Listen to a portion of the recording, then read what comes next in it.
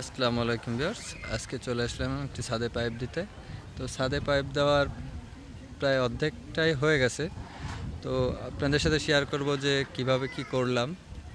তো আপনারা সাথে থাকুন। এই যে আমাদের দেখতে পাচ্ছেন দুটি পাইপ, আমাদের এখানে একটা বেলকনি আছে, আর এটা হচ্ছে একটা রুমের ফ্যান পয়েন্ট মাঝখানে।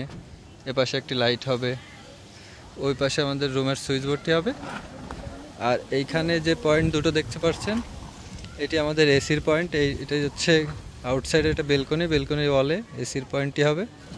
তো এসির পয়েন্টটি আমরা যে লাইনটা দেখছেন, এই যে সরাসরি আমাদের এইচডিবি থেকে চলে গেছে।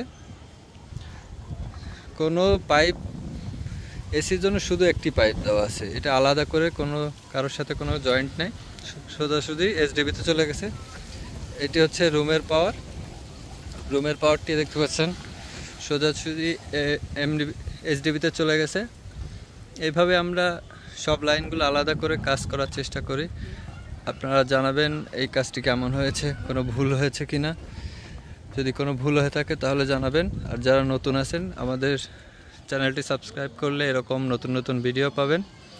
সবাইকে আমাদের সংক্ষিপ্ত ভিডিওটি আপনাদের সাথে শেয়ার করলাম। ভালো থাকবেন সবাই। আসসালামু আলাইকুম।